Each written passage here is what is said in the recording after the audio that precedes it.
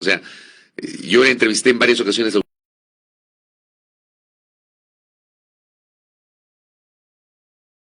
sea, el eje de esa campaña fue seguridad.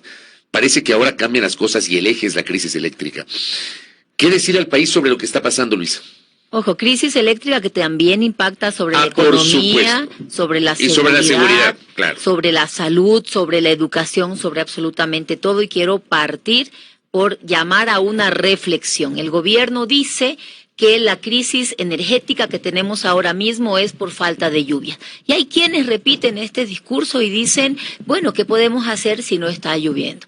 Esto es totalmente falso e incorrecto. Es una mentira más para distraernos de cuál es el verdadero problema. ¿Cuál es? El Ecuador tiene tiene la capacidad de generar energía eléctrica, tanto hídrica como térmica. Existen las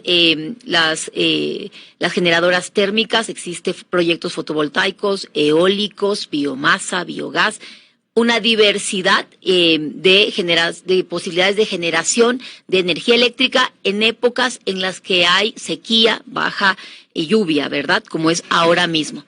¿Qué pasa? Que el gobierno tiene el manejo de los recursos del Estado y tenía la obligación de cumplir con el Plan Maestro de Electricidad, implementar nuevas fuentes de generación de energía, pero también el dar mantenimiento a toda la capacidad instalada en cuanto a generación térmica. ¿Qué es la generación térmica? La que se genera con combustibles fósiles, ¿no? Fue el oil, diésel, etcétera. En este caso, el gobierno tenía $60 millones para dar mantenimiento a todo el sistema energético del país. De esos $60 millones, apenas habían usado el 2%, un poco más de $1 millón. Es decir, no le dieron mantenimiento a la capacidad instalada para generar energía desde la generación térmica. Y vamos a ejemplos concretos. Por ejemplo, en Guayas, entre Guayas y Santa Elena tenemos lo que es la Electroguayas, ¿verdad? En Electroguayas tenemos la capacidad de generar cerca de 800 megavatios. ¿Qué pasa? Que para septiembre de este año, cuando ya empiezan los apagones, Electroguayas estaba trabajando a la mitad prácticamente de su capacidad.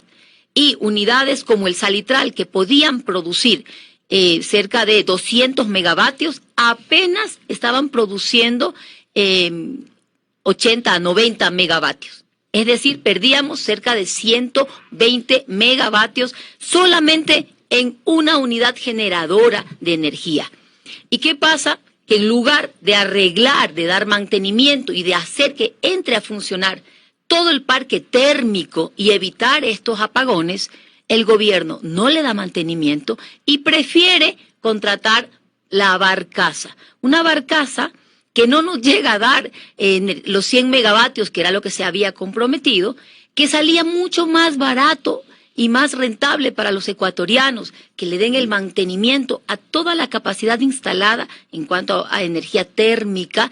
No lo hacen y se contrata la barcaza. ¿Cuánto le va a costar al Estado ecuatoriano la barcaza en total al final del periodo?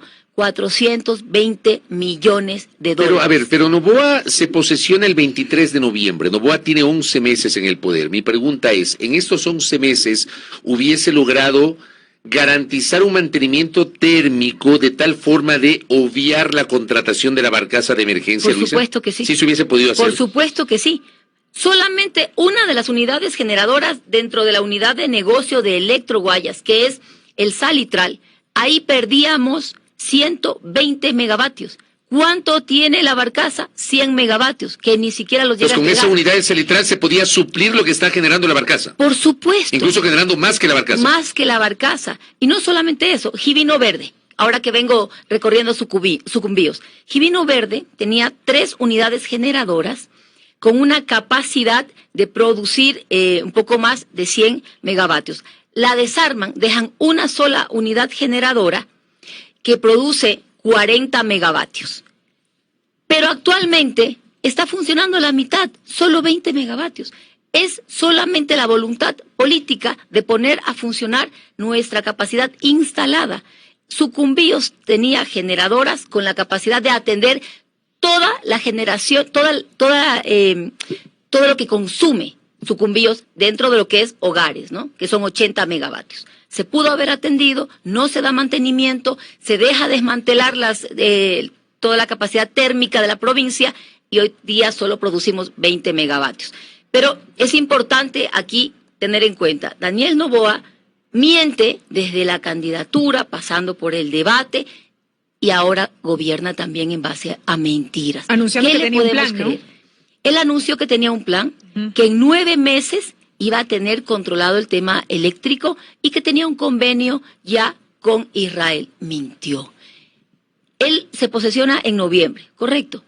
¿Cuánto tiempo le hubiera costado el mapear toda la capacidad instalada entre energía hidráulica, térmica, biomasa, biogás, eólica, fotovoltaica?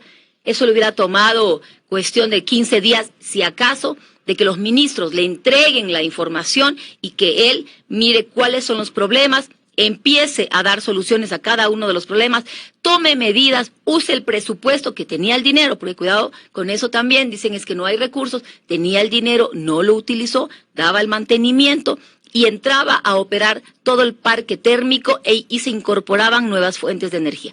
No hace absolutamente nada de esto. No sé si por desconocimiento, por incapacidad, por improvisación, porque no tiene equipo para trabajar, para gobernar el país, y aquí es importante recalcar, no es lo mismo manejar una empresa privada, un banco, una bananera, que manejar el Estado ecuatoriano.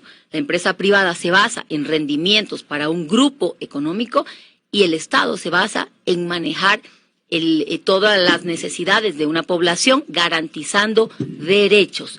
Y se requiere conocimiento técnico, experiencia para poder entrar a gobernar un país.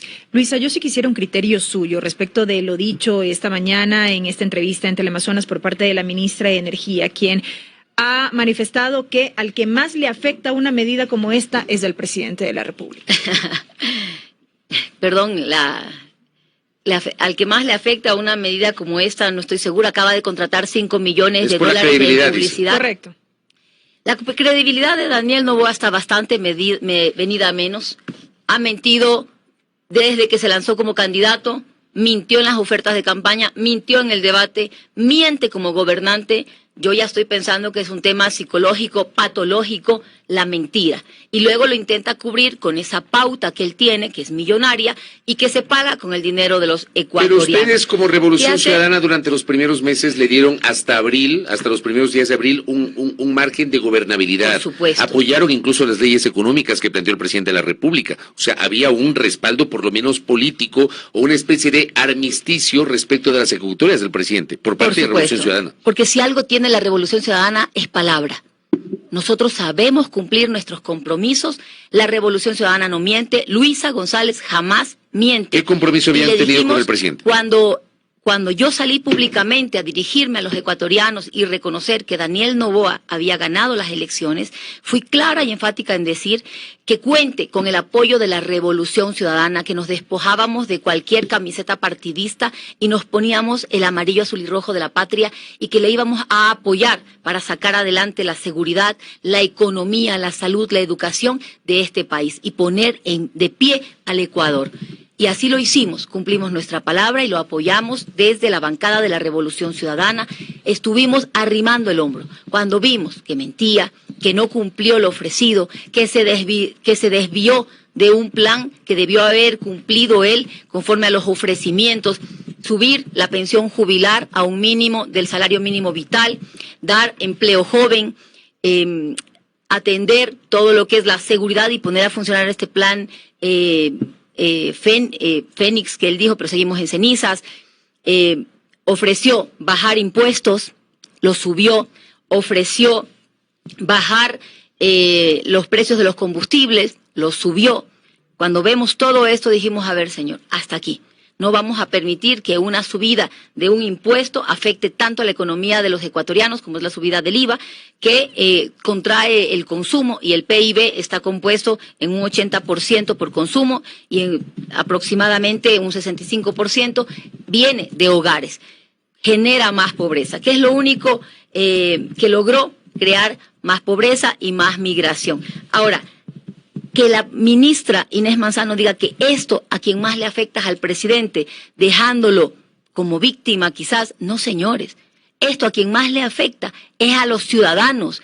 El que hayan los apagones de 14 horas diarias durante un fin de semana, que es cuando tiene un poco más de movimiento todo el sector de turismo, de hostelería, los restaurantes, los bares, los cines, cuando tienen más movimiento y cuando va a haber menos con 14 horas de apagones, pues eso a quien más le afecta es a los ecuatorianos. Y la inversión extranjera, quiero hablar de la inversión extranjera porque siempre se dice que un gobierno de derecha, un gobierno de empresarios, atrae la inversión extranjera que genera más empleo. ¿Qué vemos?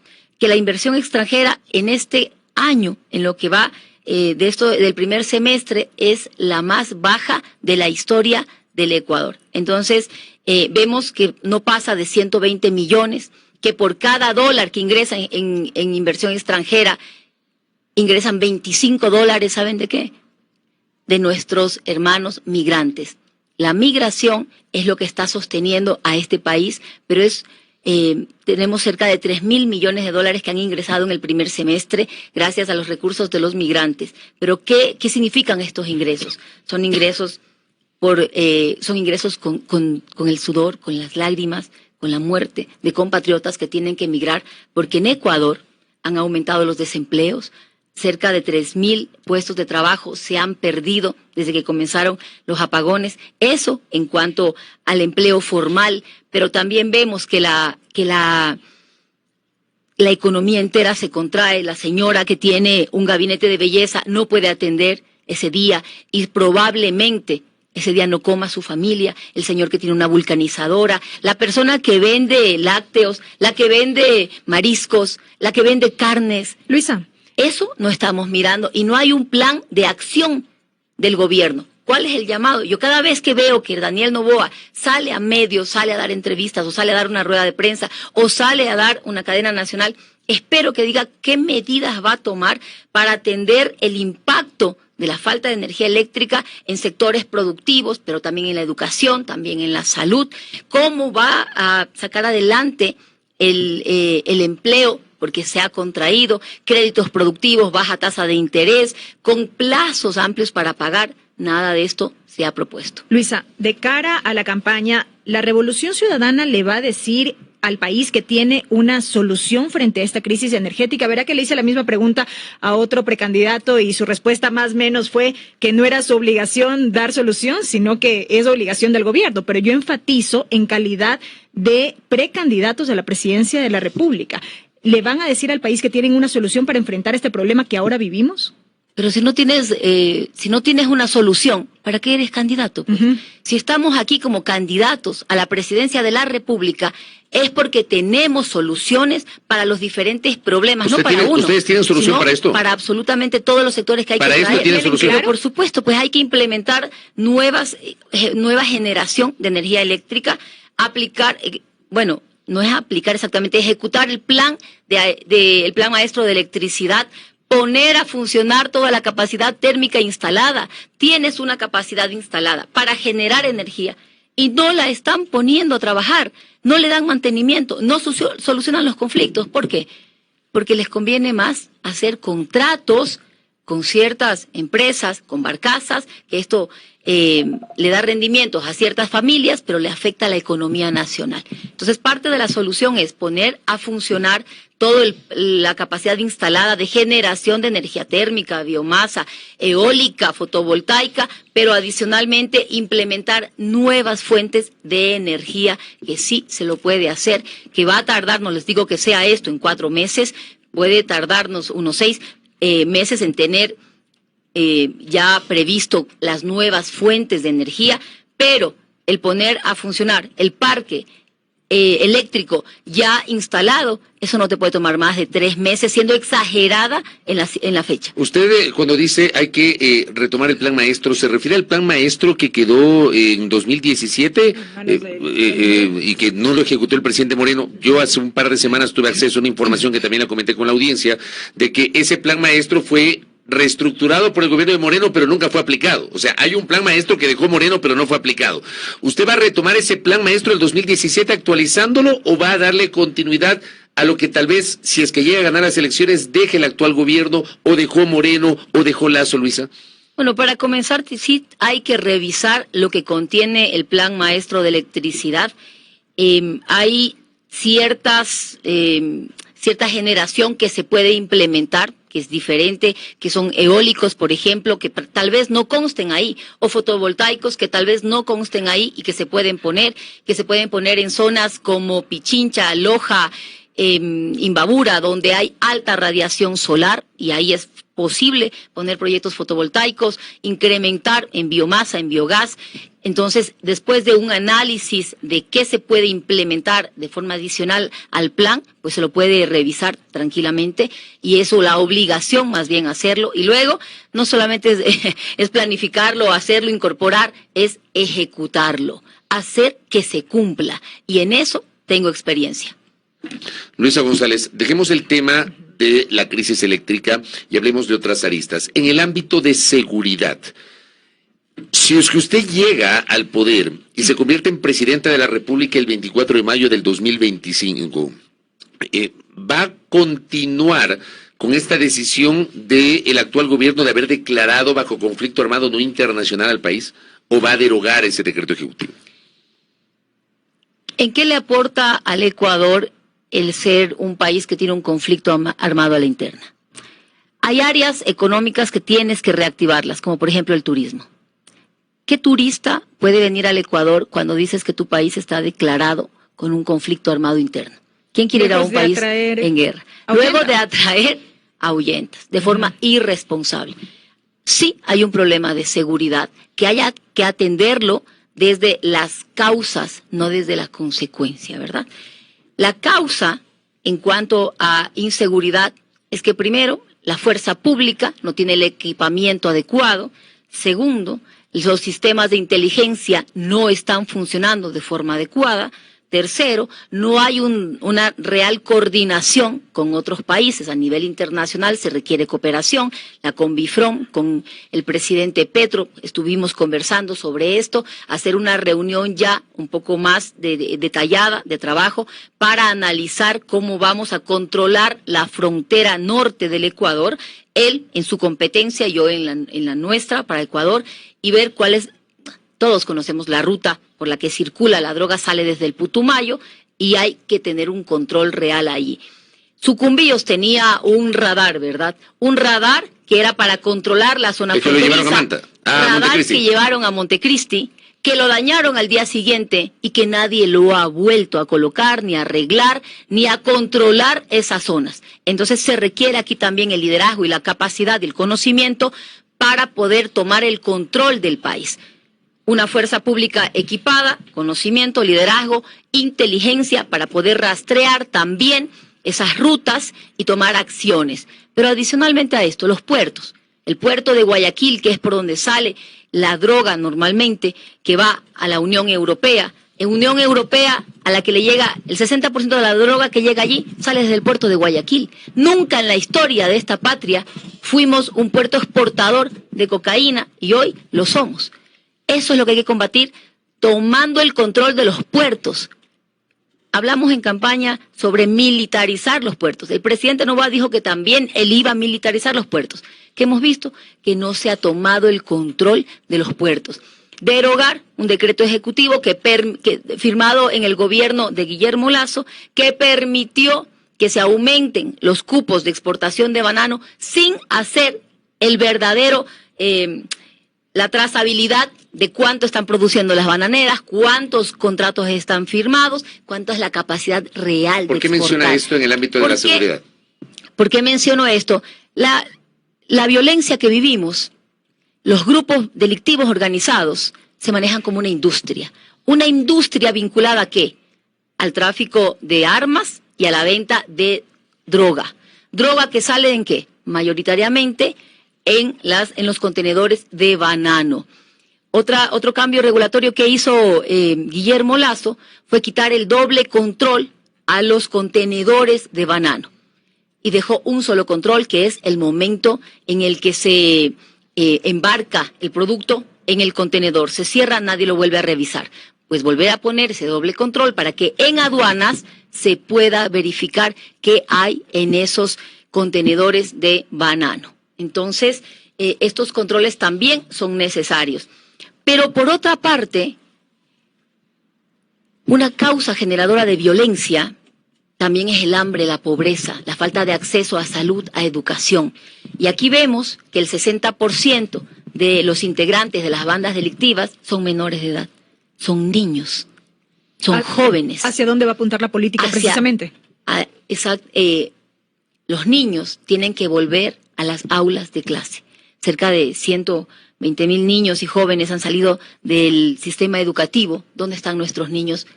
¿Dónde están nuestros jóvenes? Lo que sí vemos es que integran bandas delictivas. Tenemos que rehabilitar toda la infraestructura de educación, devolver a los niños a las aulas de clase, a los jóvenes a las universidades, devolverle el presupuesto a la universidad vinculado a que deben aumentar los cupos, las becas también son necesarias. ¿Tienen alguna decisión sobre el tema de la libre movilidad o este concepto que manejó Revolución Ciudadana durante su década en el poder de la ciudadanía universal? Que algunos sectores han señalado que fue una decisión poco responsable que permitió que ingrese cualquier persona acá y que es una de las razones por las cuales hay ciudadanos de otros países que delinquen en el Ecuador. ¿Usted piensa modificar eso o no? No nos dejemos engañar. La violencia que estamos viviendo en el Ecuador no se debe a que ingrese 1 o 2 ciudadanos de otro país, o 100 si se quiere.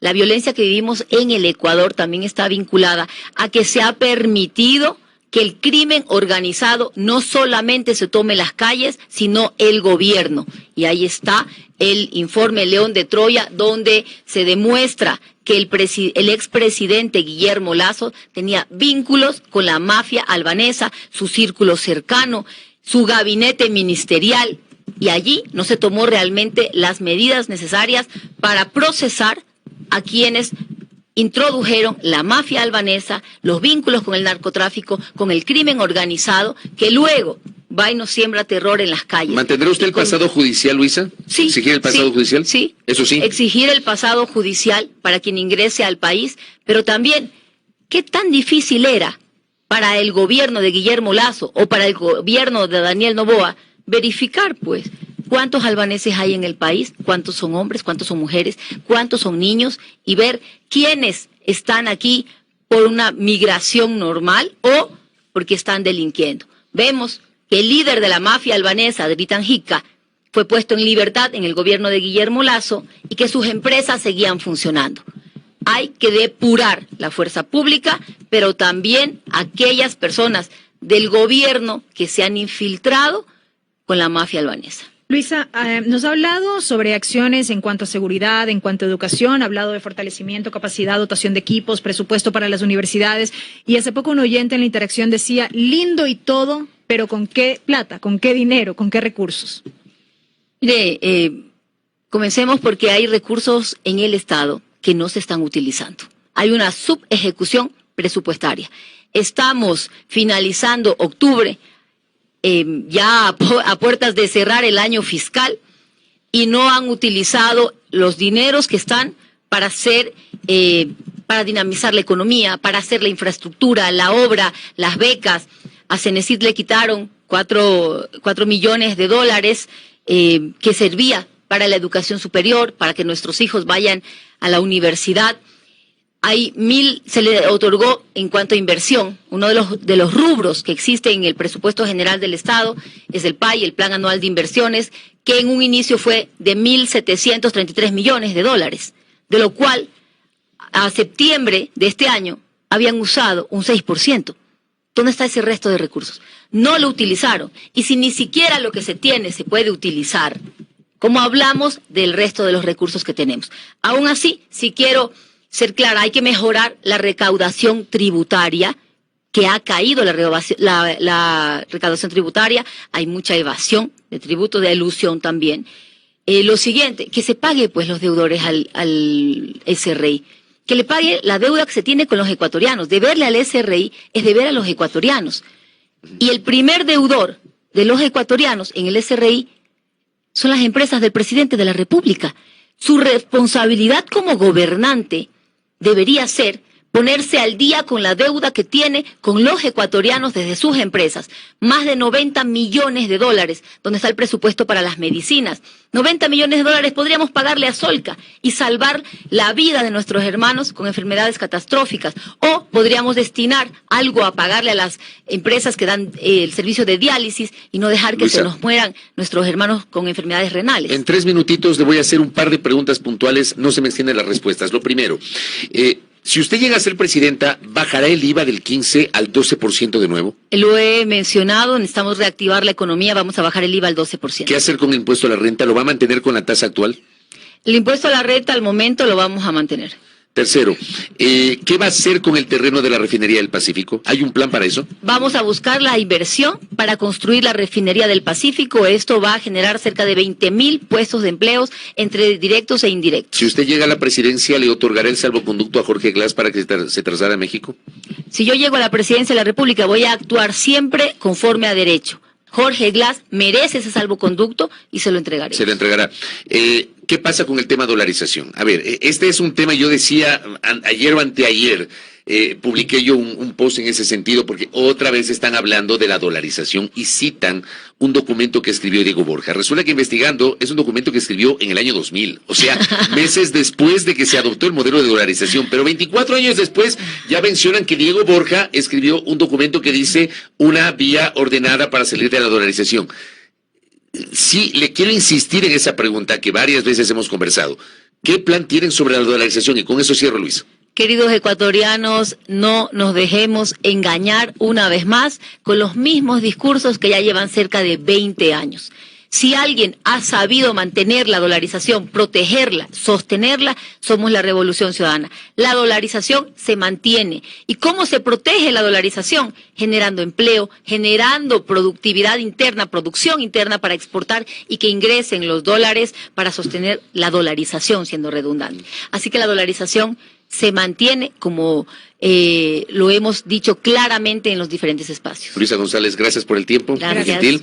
Luisa González, candidata presidencial de Revolución Ciudadana, aquí en A Primera Hora. Le comprometemos también para que en el curso de la campaña nos acompañe acá en nuestro espacio. Voy a la pausa. Al regresar, Ligia